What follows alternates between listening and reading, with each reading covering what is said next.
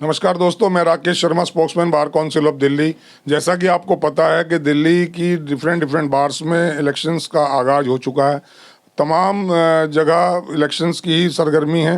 हालांकि अभी एक ये प्रपोज अमेंडमेंट बिल को लेकर के दूसरे तरह का एक आक्रोश आया है, लेकिन ये जो इलेक्शंस का प्रोसेस है ये चल रहा है और कहीं कहीं जो है मैं कहूँ नॉमिनेशंस भी कंप्लीट हो गए हैं, कहीं चल रहे हैं और कहीं शुरू होने वाले हैं। मैं आज new Delhi bar association Patiala house में बैठा हूँ। यहाँ प्रेसिडेंट के जो कैंडिडेट हैं एडवोकेट आर के वधवा जी मेरे साथ हैं। मैं उनसे आपको रूबरू कराऊंगा और इससे पहले कि उन्हें डायरेक्ट आपसे बातचीत वो करें, मैं उनका थोड़ा सा ब्रीफ आपको दे दूं कि 1963 में इनका जन्म हुआ दिल्ली में ही, दिल्ली के ही बॉर्न एंड बॉटअप है। दिल्ली में इनकी एजुकेशन हुई, दिल्ली के रामजस कॉलेज से इन्होंने ग्रेजुएशन किया और यहीं से CLC से इन्होंने 1986 में इन्होंने लॉ की डिग्री ली। उसके बाद ये एनरोल हुए और सीधा पटियाला हाउस यानी NDBA की जो कोर्ट है इसमें इन्होंने प्रैक्टिस शुरू कर दी। और इनका बारे में थोड़ा सा बता दूं कि जैसे कहा जाता है कि पूत के पांव पालने में होते हैं, तो इन्होंने भी वही चरितार्थ किया। इनके लाइफ में वही हुआ। रामजस कॉलेज में ये डूसू वहाँ के प्रेसिडेंट रहे। इसके बाद इन्होंने डूसू का प्रेसिडेंट के लिए कंटेस्ट किया। अनफॉर्चुनेटली उसमें सक्सेस नहीं हुए, लेकिन वो जो लीडरशिप का जो वायरस है वो बचपन से ही था। और बचपन से ही होने का मकसद ये हुआ कि यूनिवर्सिटी में आते आते इनके ऊपर दुनिया भर के केसेस भी लगे, क्योंकि दबंगई शायद इनकी नेचर में आ गई थी और ये किसी बात को समझौता नहीं करते थे, किसी गलत बात का। तो वही चीज़ इनके अंदर यहाँ आई। इन्होंने फिर जब किरण बेदी का एक एपिसोड हुआ एडवोकेट्स के साथ, उसमें बढ़ चढ़ कर हिस्सा लिया। ये वहाँ इन्होंने कुछ ऐसी काम किए जिससे कि किरण बेदी ने जो अपनी बायोग्राफी लिखी है उसमें भी इनका नाम मेंशन किया है कि ही इज़ द पर्सन जिसकी वजह से मुझे बहुत सारे लॉसेस हुए। तो इन्होंने फिर यहाँ भी उसी प्रोसेस को जारी रखा। 2002 में आप एडिशनल सेक्रेटरी बने यहाँ पर। 2002 से 2010 तक 2 बार ऑनरी सेक्रेटरी रहे और 2014 में प्रेसिडेंट चुने गए। 2018 में दोबारा प्रेसिडेंट चुने गए और चेयरमैन भी रहे कोऑर्डिनेशन कमेटी के। और मैं इनके बारे में ज़्यादा ना बताते हुए बस इतना बता दूं, इनके एक जो बेटे हैं वो भी एडवोकेट हैं। इनकी डॉटर इन लॉ AOR हैं सुप्रीम कोर्ट में, और जो बेटी है वो लंदन में पढ़ रही है। तो एक बहुत ही मतलब एक वेल सेटल्ड फैमिली, लेकिन इसके बावजूद इनका जो जुनून है एडवोकेट के वेलफेयर्स के लिए कुछ काम करने का, वो अभी बरकरार है। इसी को लेकर ये इस बार फिर कॉन्टेस्ट कर रहे हैं प्रेसिडेंट की पोस्ट पर। वधवा जी, आपका बहुत बहुत स्वागत है हमारे इस एडवोकेट्स के चैनल में। एडवोकेट्स आपकी बात को सुनेंगे। मैं सीधा सा ये जानना चाहता हूँ, 2 बार आप प्रेसिडेंट रह लिए, अभी आप दोबारा फिर तीसरी बार आ रहे हैं। आपको क्या लगता है क्या काम ऐसे रह गए थे जो अब आपको पूरा करने की इच्छा है? देखिए, ऐसा है कि बार एक ऐसी जगह है हमारी जहाँ पे हम लोग रोज़ आते हैं और अपने अपने केसेस को करते हैं आकर। जहाँ तक सवाल ये आता है कि वेलफेयर ऑफ मेंबर्स, जब जब कहीं भी अगर ऐसी दिक्कत आई है तो मुझको आज भी याद आता है कि मैंने जब से ये शुरू किया था यहाँ पर, मैंने हर तरीके से बार के मेंबर्स के वेलफेयर के लिए जितनी लड़ाइयाँ लड़ी वो सारे मेंबर्स जानते हैं। चाहे वो आपका जो हम लोगों ने जो कंसिडरेशन मांगी थी दिल्ली गवर्नमेंट से, आई थिंक उस टाइम पे मैं प्रेसिडेंट था और मैंने जाके वो जो अमाउंट था कि भाई 50 करोड़ रुपया मेरे लॉयर्स को मिलना चाहिए फॉर उनके जो मेडिकल एक्सपेंसेस के लिए, अगर आप उसको दे सकते हो। और उस टाइम पे जो भी CM थे उन्होंने he supported me, because I was the chairman at that time of the coordination committee. वो मुझे आज भी याद आता है, जाके हमने CM साहब को एक चिट्ठी लिखी, उन्होंने उसी टाइम उसको अलाउ कर दिया। 1 उसके बाद सेकंड एक इशू शुरू हुआ हमारा, जिसमें पिक्यूनियरी जुरिसडिक्शन, जो पहले दिल्ली के अंदर 20 लाख रुपए की सारी जुरिसडिक्शन जो थी वो होती थी डिस्ट्रिक्ट हाई कोर्ट के अंदर। हमने बोला कि भाई आज की डेट में अगर यहाँ पर एक झुग्गी झोंपड़ी भी जो है वो 20 लाख रुपए से ऊपर है, और एक आदमी अगर रोहतक के पास किसी गांव में रहता है या दिल्ली के पास किसी गांव में, नोएडा में रहता है, उसके 20 लाख रुपए की पिक्यूनियरी जुरिसडिक्शन के लिए उसको लड़ना पड़ता है आके मुकदमे को, कहाँ पर? दिल्ली में हाई कोर्ट के अंदर। तो वो इश्यू मैंने एक रेज किया। मैंने कहा इस पिक्यूनियरी जुरिसडिक्शन को आप 20 लाख से 2 करोड़ रुपया कीजिए। जबकि फुल बेंच का बहुत पुराना एक ऑर्डर था जिसमें बोला गया था कि भाई आपको इसको 20 लाख रुपए कुछ भी नहीं है। आज कोई MIG फ्लैट भी LIG फ्लैट भी 20 लाख रुपए से कम का मिलता था उस टाइम पर। वो हमने एजिटेशन शुरू किया। फिर मुझे पूरी दिल्ली के बार एसोसिएशंस ने मुझको उन्होंने फिर कह दिया कि जी अब आप जब तक ये नहीं होगा तब तक आप हमारे कोऑर्डिनेशन के चेयरमैन रहेंगे। अब 2 साल रहे मुझे लग रहा है उसमें। 2 साल कंटिन्यू 2 साल रहा मैं। और वो सिचुएशन ऐसी आ गई थी कि हम लोग हर पार्टी के आदमी के पास, पार्लियामेंट में ऐसा कोई दिन नहीं था जब सेशन चलता था, हम चाहे कांग्रेस हो, चाहे बीजेपी हो, चाहे कोई भी पार्टी हो, हम उनके पास जाते थे, उनके MLAs को हम जाके बोलते थे कि भाई ये अब दिल्ली के अंदर, बिकॉज हर जगह पर आप उस टाइम पे देख लें, यूपी हो, हरियाणा हो, वहाँ पे अनलिमिटेड चल रहा था। तो when we raise this issue, और उस टाइम पे मुझे याद है आज भी कई MPs ने हमारे को सपोर्ट किया कि भाई क्यों एक नरेला में बैठा हुआ आदमी, रोहिणी में बैठा हुआ आदमी जिसका 20 लाख रुपए से ऊपर, उसमें आपको सक्सेस मिल गई। हमको सक्सेस मिल गई। और हम लोग यहाँ पे हमने 2 करोड़ की पिक्यूनियरी जुरिसडिक्शन करवाई। वो ये करवाई लोगों के, एडवोकेट्स के जो मेडिकल जो थे, वो भी मैंने आपको बताया कि हमने किस तरीके से उसको 50 करोड़ रुपए करवाया। उसके बाद अब कई लोग नाराज थे, कुछ पर्टिकुलर लोग नाराज थे, जैसे किरण बेदी जी ने भी मेरा नाम अपनी किताब में छाप दिया कि भाई इसकी वजह से मुझे दिक्कत हुई। और उसके बाद हम लोगों ने रुके नहीं, बिकॉज एक चीज़ ये है कि लॉयर्स के बेनिफिट के बारे में कोई नहीं सोच रहा था। आज भी मैं ये बात करता हूँ, मैं क्यों कंटेस्ट करना चाहता हूँ, जो मेरे यंगस्टर्स लॉयर्स हैं यहाँ पर, उन लोगों को ना तो चैम्बर्स की फैसिलिटीज़ मिल रही हैं, कुछ लोग आते हैं आर्बिट्रेरली वो चैम्बर्स को अलॉट कर देते हैं किसी ABC के नाम पे। एक आदमी जो 2003 से बैठा हुआ है और एक 2021 वाले आदमी को आप चैम्बर दे देते हैं विदाउट एनी कंसिडरेशन और what ever the consideration is. ये सब आपके टेन्योर में हुआ जब आप प्रेसिडेंट थे? मैं था, बट आज वो एक रिपोर्ट आई है, द रिपोर्ट सेज कि जिस टाइम पे ये सब कुछ हुआ मेरे किसी मिनट्स के ऊपर, क्योंकि होता क्या है, कॉकस क्रिएट हो जाता है जिसमें 8 लोग इंटरेस्टेड हो जाते हैं जो ये कहते हैं कि भाई हमको चैम्बर मिल रहा है, बंदा यार क्या करेगा। मैंने कहा दिस इज नॉट फेयर। आपकी नॉलेज में नहीं आ पाया उस वक्त? मैंने कहीं किसी मीटिंग में साइन नहीं किए। नॉलेज में भी नहीं आया? नहीं, नॉलेज में तब आया जब ये चैम्बर्स अलॉट हो चुके थे। Then I realise this issue कि हो क्या रहा है।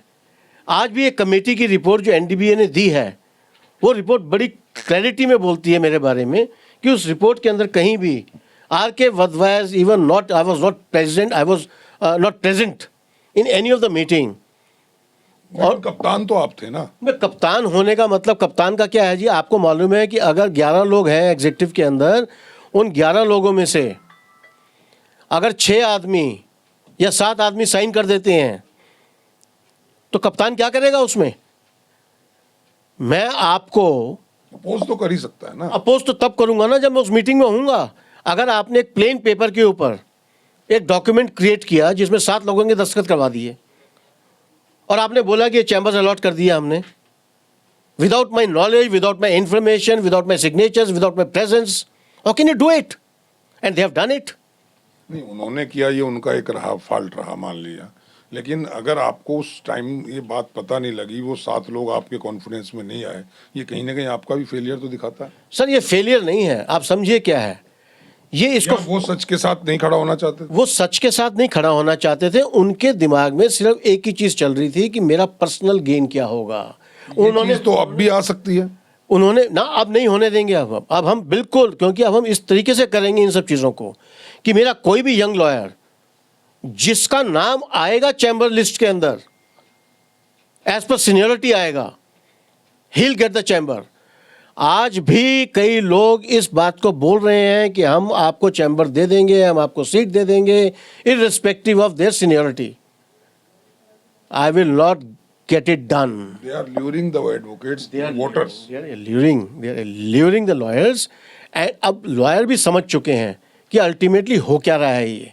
अगर आपने अपने ही एक बिरादरी के या एक ही दोस्तों के अंदर या एक ही फैमिली के अंदर अगर चैम्बर्स को बांटना है तो ये एसोसिएशन नहीं है। This is a welfare association in which we have to take we have to consider the welfare each and every member. एक ये चैम्बर्स का मुद्दा, और कोई मेजर इशू जिसको आप रिजॉल्व बड़े मेजर इश्यूज हैं यहाँ पर, बड़े मेजर इश्यूज हैं यहाँ पे आज की डेट में, कि जो यंग लॉयर्स आ रहे हैं उनको हम किसी तरीके से भी कोई ऐसी जगह प्रोवाइड नहीं कर रहे हैं जहां वो बैठ के अपने क्लाइंट्स के साथ डिस्कस कर सकें। Will try and will provide them a proper place where they can sit and can share with their clients. और आज भी मेरे को लोग इसीलिए कहते हैं, because most of the people they come to me और आके मुझे बोलते हैं कि सर हमारे साथ ये भी प्रॉब्लम्स चल रही हैं, फैमिली प्रॉब्लम्स किसी की हैं, they all come and discuss with me. लेकिन वधवा जी, विडंबना ये है कि जितने भी कैंडिडेट खड़े हैं, आपकी प्रेसिडेंट पोस्ट पे भी कुछ और 2-3-4 लोग खड़े हैं, वो भी यही राग लापते हैं कि हम यंगस्टर्स को ये देंगे, हम यंगस्टर्स को ये देंगे। ये ऐसा हो गया है जैसे फ्री बीज बांटती है ना पॉलिटिकल पार्टीज, कि जो कमजोर तबका हो हम लेडीज को ये देंगे, हम गरीबों को ये देंगे, देता कोई कुछ नहीं है। ये लोगों में एक कान पक गए हैं यंगस्टर के सुनते सुनते, कि हर आदमी हमारी बात करता है और जीतते ही हमें अपने कमरे में नहीं घुसने देता।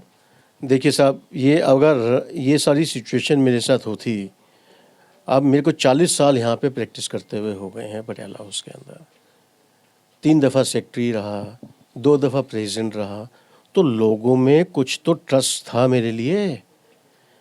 ये बाकी जो कई लोग ऐसे लड़ रहे हैं, मैं किसी का नाम नहीं बोल सकूंगा, जो 14 साल से इलेक्शन ही लड़ रहे हैं और 1 दफ़ा जीतते हैं या 2 दफ़ा जीतते हैं। नहीं, they want to make this association as an industry.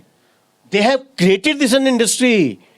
आज मैं बताऊं आपको कि यहाँ पे जिस तरीके की चीज़ें चलती हैं, बिकॉज अभी मैं ओपन नहीं होऊंगा क्योंकि ओपन होने का अभी टाइम आएगा मेरे लिए, but at the same time जब आपने मुझे बात बताई कि सब लोग यही बातें करते हैं, लेकिन वो सब लोगों का अगर आप बैकग्राउंड उठा के देखेंगे, नहीं, वोटर देखेगा, वोटर को डिसाइड करना है। वोटर को डिसाइड करना। और फिर मैं ये बोलूँगा कि non practising lawyer should not hold any post in the welfare society of the bar.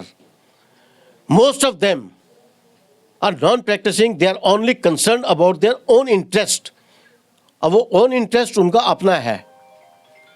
आपने इंटरेस्ट की बात की, आप इतने साल पोस्ट पर रहे, सेक्रेटरी रहे, प्रेसिडेंट रहे, एडिशनल सेक्रेटरी रहे, मैं सीधा सा एक यस और नो में पूछ रहा हूँ, क्या इलेक्ट होने के बाद आपकी क्लाइंटेज पे फर्क पड़ता है, मींस इंक्रीज होती है? देखिए, मैं आपको एक चीज़ बता दूं, ये तो आपके साथ एक का इनहेरिटेड होता है कि अगर आप सेक्रेटरी हैं, प्रेसिडेंट हैं, आप किसी भी पोस्ट पे हैं, सबसे पहले आप में सब्सटेंस होना चाहिए। अगर आप वकील ही नहीं हैं तो कोई आपके पास आके क्या माथा तोड़ेगा? कई मैंने लोग देखे ऐसे। लेकिन वहम होता है लोगों को भी, आप जजेस के साथ बैठते हैं, डाइस जो है वो शेयर करते हैं, उनके साथ हाथ मिलाते हैं, वो केस देते हैं, लेते हैं, तो उन लोगों को लगता है इनकी बड़ी नजदीकियां हैं, इनसे इनको केस देते हैं। चलिए मैं इसको और डायरेक्ट वे में लेता हूँ, क्या ऑफिस बेयरर्स के साथ जजेस का कुछ नरम रुख रहता है, मतलब उनको कुछ ज्यादा फेवर मिलता है? मैं बिल्कुल नहीं मानता इस बात को। मैंने आपको पहले बोली थी, जब तक आप में सब्सटेंस नहीं, अगर आप वकील ही नहीं है सर, आपने बहुत अच्छी टाई लगाई हुई है, आपने बहुत अच्छा कोट डाला है और आप प्रेसिडेंट बन जाते हैं, स्मार्ट बन के आते हैं, जजेस के साथ बैठते हैं, कानून का काका नहीं पता आपको, कोई आदमी आपके पास एक दिन तो आ जाएगा, कहेगा जी आप प्रेसिडेंट है प्लीज। ऐसे लोग आ जाते हैं, ये वकीलों का दुर्भाग्य है। दुर्भाग्य यही मैं बताना चाह रहा हूँ आपको। तो इस दुर्भाग्य को रोकने के लिए मैं तो हमेशा हर एक से अपील यही करता हूं कि भाई अगर आपने बनाना है तो प्रैक्टिसिंग लॉयर को बनाओ, जिसको कानून का पता तो हो, ना कि उनको जो इस कपड़ों में आकर आपको आपके चैम्बर से, यहां ऐसे ऐसे इंसिडेंट्स हुए कि रात को चैम्बर के ताले तोड़ दिए गए और कहा कि ये चैम्बर आज से मेरा है क्योंकि यहां पे फला आदमी नहीं आ रहा था। आपने उसका पोजीशन किसी और को देने की कोशिश करी या खुद रखने की कोशिश करी। ये तो इंडिविजुअल हुआ। अब एक और बड़ा अहम मुद्दा है जो यंग लॉयर्स को भी इफेक्ट करता है और नीडी लॉयर्स को भी इफेक्ट करता है, वो है एलसी और कमिश्नर अपॉइंट करने वाला, जो रिसीवर अपॉइंट करने वाला। इसमें आप 2 बार प्रेसिडेंट रहे हैं, क्या आपके टाइम में भी नेपोटिज्म था, जिसको जजेस चाहते थे या जिसको बार चाहती थी उन्हीं को मिलता था, दूसरों को चांस नहीं मिलता था? या इसमें कुछ आप करेंगे? मैं बताता हूँ, मैंने उस टाइम भी, हम लोग एक लिस्ट मांगते थे यहाँ पर कि जितने लोग हैं जो यंगस्टर्स हैं, जिनको एलसी चाहिए, जिनको किसी भी तरीके से कोई कमीशन चाहिए, हम लोग उनकी एक लिस्ट बनाते थे and we used to provide that list to DJ. और डीजे साहब जो थे वो उस लिस्ट को आगे भेज देते थे जजेस को। हमने कभी जाके किसी को नहीं बोला। तो उसमें ऐसा भी हुआ क्या, एक ही आदमी को 4-4 बार मिल गया और एक मेरे जैसा कोई बिल्कुल पीछे रह गया और आपका टेन्योर ही खत्म हो गया, उसका नंबर ही नहीं आया? नहीं, ये तो देखिए, अब ये आप पीछे रह गए या वो आगे चला गया, अगर उसमें कैपेबिलिटी थी और उसको एक दफ़ा बन गया वो, और वो जज की गुड बुक्स में आ गया, good books in the sense कि उसने काम अच्छा करना शुरू कर दिया, तो अगर जज ने उसको 2 और दे दिए एलसीज या 2 और उसको अपॉइंट कर दिया, तो उसमें बार has nothing to do with it, it is your own capability. This is what I am saying. नहीं, कैपेबिलिटी मेरी तो चेक ही नहीं हुई। अब आप मैं तो कतार में खड़ा हूँ और मेरे साथ तो मेरा नंबर ही नहीं आया। हो सकता है मैं उससे भी ज्यादा कैपेबल होता। वो उसमें आरोप ये लगता है, मैं कहना बदवाजी ये चाह रहा हूँ कि ये बार के चेते थे, ये प्रेसिडेंट के चेते थे, ये सेक्रेटरी के चेते थे या वाइस प्रेसिडेंट के चेते थे, इसलिए इनको कई बार मिल गया और मेरा नंबर ही नहीं आया। मैं आपको तो क्या ये चीज आप खत्म कर सकते हैं या इसमें कुछ कमी ला सकते हैं? बिल्कुल यही है सिस्टम कि जो भी लोग अप्लाई करते हैं हम उनकी लिस्ट डीजे को दे वो देते तो हैं। आपने सुन ली, लेकिन उस लिस्ट को रोटेशन तो हुआ है। एक आदमी मेरा नंबर आ गया और मुझे काम मैंने अच्छा किया और आपको ने मेरे को 4 बार दे दिया, तो जो 3 लोग खड़े उनका चांस मर गया। मैं वहां आ रहा हूँ। मैं इसलिए कह रहा हूँ आपसे, अब सिचुएशन हम ये कर सकते हैं, जैसे आपने मेरे को अच्छा आइडिया दिया ये, कि हम कोर्ट को बोल सकते हैं कि जी भाई एक आदमी को एक ही दफ़ा आपने एलसी बनाना है, बाकी को रोटेशन में जितने बाकी के लोग हैं उन सबको रोटेशन हो जाए, फिर आप डबल दे दो। जो जिसको आपको एक दफ़ा, जैसे सपोज 20 लोग हैं जी, उन 20 को एक दफ़ा आप डाल दो, उसके बाद 20 में से अगर आपको लगे कि आप ठीक नहीं कर सकते हैं या वो फला ठीक नहीं कर सकता है, उसको हटा दो, बाकी लोगों को चलने दो। भाई अल्टीमेटली जो ये अभी तक नहीं हुआ है, मैं ये नहीं हुआ था, मैं बताता हूँ आपको, हुआ था ये मेरे टाइम पे, टेन्योर में। हाँ जी, मेरे टेन्योर में भी हुआ था ये। अच्छी बात है। अब इसको दोबारा आप इसको प्रिवेल करेंगे, इसमें कुछ सुधार करेंगे? बिल्कुल प्रिवेल करेंगे, और जितने यंगस्टर्स हैं मैं आज उनको फिर एश्योर कर सकता हूँ इस बात को। सुन रहे हैं वो लोग आपको पकड़? हाँ, बिल्कुल, डोंट वरी। राकेश शर्मा पूछे ना पूछे, वो लोग जरूर पूछेंगे आप। नहीं शर्मा जी, मैं आपको बता रहा हूँ, ये लोगों को मैं खुल के कह रहा हूँ आज कि जो भी आदमी डिजर्विंग है, जिसने अप्लाई किया है, और नॉर्म्स सबके लिए सेम रहेंगे, सीनियरिटी के हिसाब से आप दीजिए। और आपने मुझे बहुत अच्छी बात आज बता दी, इसको मैं फिर चेक करवा दूंगा एक दफ़ा कि भाई जिसको एक दफ़ा मिल गया, पहले आप 20 की लिस्ट या 40 की लिस्ट, जो भी लिस्ट है उसको कंप्लीट कर दीजिए, और उसके बाद फिर सबको रोटेशन में। अगर आपको लगता है कि शर्मा जी अच्छा काम कर रहे हैं, तो शर्मा जी को आपने देना है या नहीं देना है, वो उनका क्राइटेरिया है। मेरी तरफ से कहीं भी किसी तरीके से एक डीएलएसए से लोगों को बड़ी तकलीफ है। डीएलएसए का जो गठन हुआ था, जो इसका बनाया गया था, वो वाकई में गरीब आदमी को हेल्प के लिए कि सबको न्याय मिल जाए। लेकिन जितना मिसयूज इसका हो रहा है और जितना नुकसान इससे वकीलों को हो रहा है, मैं नहीं समझता किसी और चीज़ से हो रहा है। क्योंकि जो हैबिचुअल ऑफेंडर्स हैं वो बार बार आते हैं, फ्री का वकील लेते हैं और चले जाते हैं। या तो अब पुलिस के पास पावर्स रहेगी या डीएलएसए के पास रहेगी। तो उसमें कुछ सुधार होने की गुंजाइश आप समझते हैं? बिल्कुल गुंजाइश है जी उसके अंदर। देखिए, ये जो डीएलएसए का सिस्टम आज से तो शुरू नहीं हुआ, ये कई साल पहले का शुरू हो रखा है। और ये हम लोगों ने, मुझे आज भी याद आता है कि फर्स्ट टाइम भी हम लोगों ने ऑब्जेक्ट किया था कि डीएलएसए वीएलएसए की कोई ज़रूरत नहीं है, बिकॉज उससे अल्टीमेटली हमारी फ्रेटर्निटी के दोस्तों को, हमारे लोगों को नुकसान होता है कि भाई ये डीएलएसए क्यों। लेकिन अब क्योंकि वो इस तरीके की गवर्नमेंट की बनी हुई थी पॉलिसीज़, जिसको हम लोगों ने बड़ी कोशिश करी थी बट नहीं हुआ। लेकिन आज भी अब हम इसको एक चीज़ और करेंगे, हम स्ट्रीमलाइन इसको भी करेंगे। जैसे मैंने आपको बताया है कि जो लोग सीनियरिटी के हिसाब से कैपेबल होंगे, अगर आपने उनको डीएलएसए में भी रखना है, वो क्लियर होना चाहिए।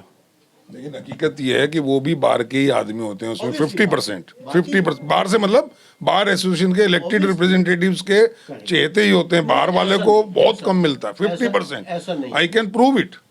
अच्छा, अब आप फिर मैं आपको बता सकता हूँ, you prove this, but otherwise I tell you, मैं आपका ये सजेशन मुझे बहुत अच्छा लगा, बट अदरवाइज मैं आपको बता रहा हूँ एक बात को कि कोई भी मेंबर अगर वो कैपेबल है और डीएलएसए की उस लिस्ट में आ सकता है जिसमें उसकी एजुकेशन या जो भी उसका सिस्टम है, जो क्राइटेरिया उनका है, अगर वो क्राइटेरिया फुलफिल करता है तो उन लोगों को ये कहने की जरूरत नहीं पड़ेगी कि जी मेरा नाम नहीं हुआ, शर्मा जी का नाम क्यों हो गया। शर्मा जी का इसलिए हो गया कि वो वधवा जी के चाहते थे, उनके सपोर्टर थे, कोर सपोर्टर थे, इसलिए उनका हो गया, मेरा रह गया, दूसरे का रह गया।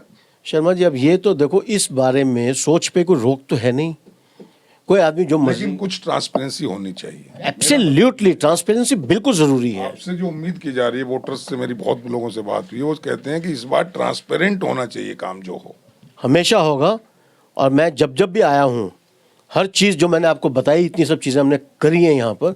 और इस बार भी आई कैन एश्योर यू कि मैं सब मेंबर्स के लिए, जितने मेरे मेंबर्स यहाँ पे हैं, चाहे वो सीनियर्स हैं, मेरे से सीनियर्स भी हैं, उन लोगों की भी अपनी कुछ ना कुछ रिक्वायरमेंट्स हैं, जो जूनियर्स हैं और जो मेरे साथ के लोग भी हैं, I will see to it कि मैं उनकी उम्मीदों पे खरा उतर सकूं। एक और जो वायरस आ गया है कि इलेक्शंस में कैंडिडेट्स, खास तौर से president, secretary, senior vice president, अंधाधुंध पैसा खर्च करते हैं just to grab the votes. तो उस फ्रेम में वधवा जी आते हैं या नहीं आते हैं? सर मेरे बारे में तो आप किसी से भी बात करेंगे ना जाके, तो वो ये बोलेंगे कि वधवा तो एक पैसा खर्च नहीं करता। तो फिर जो करोड़ों रुपया खर्च कर रहा है या 50 लाख 20 लाख खर्च कर रहा है, लोग उसको क्यों ना वोट दें, आपको क्यों दें? भाई साहब इसलिए उनको मेरी, क्योंकि उनको मेरी इंटीग्रिटी पे डाउट नहीं है। शाम को आपके पास या किसी के पास जाके लोग दारू पी लेंगे, और उनको अल्टीमेटली ये पता है, from the heart of their heart they know it, कि अल्टीमेटली वधवा ही है। वोट मुझको देते हैं आके। तो उनकी तो डिनर और लंच और कॉकटेल सब वेस्ट हो गई। वो सर मुझे नहीं पता वो क्यों करते हैं ये सब। अगर उनको ये लगता हो, बार में ऐसा कुछ है जो कमाई होती हो, करप्शन है, आप तो कई बार 5 बार रहे हैं। तो मैं तो इन सब चीज़ों से काफ़ी दूर रहता हूँ। मुझे वैसे है कुछ ऐसा जो 50 लाख रुपया खर्च करके जाया जाए और फिर वहां से वो वसूल किया जाए? सर ये वो लोग हैं जो कि नॉन प्रैक्टिसिंग लॉयर्स हैं, they have their own means, उनकी अपनी सोच अलग है। हमको तो इतना पता है कि हम भाई सुबह आएंगे, कचहरी में काम करेंगे, और जो भी कचहरी में काम करने वाला आदमी होगा हम उसके साथ हैं। अब उनका अगर रवैया ये है कि उन्होंने 50 लाख, जैसे आपने बोला 1 करोड़ रुपया खर्च कर देना है, भाई किस लिए खर्च करोगे? और ठीक है, अगर आपने वो फेस्टिवल में एंजॉय करना है आप कर दो, बट वोटर आज बड़ा साइलेंट है और समझदार है। उसको ये पता है कि अगर आर के वधवा के साथ जाना है मेरे को, तो मैं उसको रोकते नहीं रहा कि चाय पी ले भाई किसी की। अब वोटर के सामने बड़ी समस्या है वधवा जी। 4 लोग प्रेसिडेंट पर खड़े हैं या 5 लोग खड़े हैं, मैं बाकियों का नाम नहीं लूंगा, मैं कन्वेंसिंग नहीं कर रहा हूँ किसी की। अब वोटर मेरे जैसा जो देख रहा है 4-5 को, दावे सब कर रहे हैं, हम अच्छा काम करेंगे, वेलफेयर करेंगे, ये करेंगे, वो करेंगे, लेकिन वोटर को किस बात पे आप ये कहेंगे कि ये मेरे से बेटर नहीं है, आई एम द बेस्ट, इसलिए आप मुझे वोट करो, इनको ना करो? शर्मा जी ऐसा क्या क्वालिटी वधवा जी में? मैं बता देता हूँ। मेरे से भी कोई पूछे तो मैं बता पाऊँ। शर्मा जी देखिए, एक आदमी होता है टेस्टेड एंड ट्रस्टेड, जिसको सब जानते हैं, जिसकी फितरत से सब वाकिफ हैं, कि जब जब कभी भी कहीं लड़ाई हुई, आज मेरे खिलाफ एक कंटेम्प्ट चल रही है सुप्रीम कोर्ट में, वो मेरी इंडिविजुअल कंटेम्प्ट नहीं थी, क्योंकि मैंने उस टाइम पर जब मैं 2 करोड़ की पिक्यूनियरी जुरिसडिक्शन लेके आ रहा था यहाँ पर, मेरे खिलाफ एक कंटेम्प्ट फाइल हो गई सुप्रीम कोर्ट के अंदर, कि मैंने एक सीनियर एडवोकेट है सुप्रीम कोर्ट की, शायद उनको रोक दिया। आज मैं 14 साल, मतलब 14 से 10 साल से मैं आज उसको फेस कर रहा हूँ। तो इन सबको दिखता नहीं है कि सबको मालूम है ना यार कि एक आदमी अकेला जूझ रहा है हमारे लिए, तो वो मुझे वोट अगर देते हैं आकर। You want to say you are tested and trusted person. Tested and trusted person. चलिए, तो मैं आपको माइक दिए दे रहा हूँ, वोटर्स आपके सामने हैं, सब सुन रहे हैं आपकी बात को, आप जो अपील करना चाहें 1 मिनट 2 मिनट आप कर लें, अपने बीच से हट जाता हूँ। आपको हटने की वैसे जरूरत तो नहीं थी शर्मा जी, आपने जिस तरीके से, आपने कोई कसर छोड़ी नहीं, मेरे से सारी बातें आपने करवा ली। बट देखिए दोस्तों, मैं एक बड़ी सीधी बात करता हूँ, I am contesting for president, और अभी कई यंगस्टर्स ऐसे भी होंगे मेरे दोस्त जो मुझे नहीं जानते होंगे, अभी आए होंगे, बट उनके लिए मेरा एक मैसेज सिर्फ इतना है, मेरी पूरी बैकग्राउंड तो अब आपके सब सामने आ चुकी है, कि भाई अगर इलेक्शन है और आपने वोट डालना है, तो वोट आपने उस कैंडिडेट को डालना है जिस कैंडिडेट पे आप आके बैठ के उसके साथ गपशप करके अपने घर के दिल की सारी बातें कर सकें और आपको एक विश्वास हो कि हाँ, ये आर के वधवा आपके साथ चल सकता है। मेरा 40 साल के एक्सपीरियंस के अंदर सारे सीनियर्स भी, सारे जूनियर्स भी, दे ऑल नो मी। और मैं आप लोगों से यही एक अपील करूँगा कि दोस्तों, किसी तरीके से किसी भी चीज़ों के चक्कर में मत पड़ जाना। बड़े लोग यहाँ पे आपको लुभावना करेंगे आके, और वो आपको बोलेंगे कि जी शाम को यहाँ आ जाओ, शाम को वहाँ आ जाओ, कर लो, करो यार जो करना है। देखो, मैं आपको मना नहीं कर सकता, बट आप जब वोट डालने जाओ तो ये देखना कि आपने एक प्रेसिडेंट चुनना है जो आपकी एनडीबीए को आपके दुख सुख में आपके साथ रह सके। यही आपका क्राइटेरिया होगा। बाकी आप कोई आपको चाय पे बुलाता है, पकौड़े पे बुलाता है, चलने दीजिए। मैं उसमें ये नहीं बोलूँगा कि मत जाओ। क्यों मत जाओ भाई, अगला खर्च कर रहा है, आप जाओ। बट आपकी कॉन्शियस में से एक आवाज़ आनी चाहिए सिर्फ कि प्रेसिडेंट कौन होगा। प्रेसिडेंट वही होगा जो एक वेलफेयर एसोसिएशन को आपके लिए संभाल सकता है। And this is a welfare association, ये कोई दुकान नहीं है। तो सुना दोस्तों, वाधवा जी ने एक बहुत मार्मिक अपील की है और एक बहुत ही सूत्र दिया है सभी वोटर्स को कि आप खा पी दूसरे का आओ, जो खिला रहा है जाओ खाओ, लेकिन वोट इन्हीं को करो, क्योंकि he is the trusted and tested person for the post of president. तो दोस्तों, मैं इस बातचीत का जो मेरा मकसद था वो ये था कि आप जानें कि आपके जो प्रेसिडेंट के जो मैम कंटेस्टेंट हैं, जो कैंडिडेट हैं, वो कौन है, क्या हैं और क्या उनका विज़न है, क्या उनके विचार हैं, क्या उनका सच्चाई है। ये आपने सुन लिया। मैं और दूसरे कैंडिडेट से भी आपकी बात कराऊंगा, हो सका तो आपने फिर कंपेयर करना है। Ball is in your court. आपने अपने वोट का बहुत सोच समझ कर इस्तेमाल करना है। अपील इस चैनल के माध्यम से मैं राकेश शर्मा यही करना चाहता हूँ कि आप अपने वोट को किसी तरह के फेवरिज्म में, किसी तरह का इज़म में आकर के, कास्टिज़म में, किसी और लालच में, किसी फियर में, या मीन्स किसी प्रेशर में, या किसी के बहकावे में, या किसी के लुभावने वायदों पे ना इसका मिसयूज़ कर दें। इसको बहुत सोच समझ कर यूज़ करें ताकि एक अच्छी बार का गठन हो सके और आपका भी वेलफेयर हो सके, हम सब का भी वेलफेयर हो सके, और एडवोकेट्स की डिग्निटी को ऊपर उठाया जा सके, उसको मेंटेन किया जा सके। यही इस चैनल का भी मकसद है दोस्तों। अभी के लिए इतना ही, फिर किसी और दूसरे कैंडिडेट से आपकी बात कराऊंगा। आज के लिए इतना ही दोस्तों। जय हिंद, जय Bharat. Thank you Wadhwa ji, thank you very much. Thank you very much.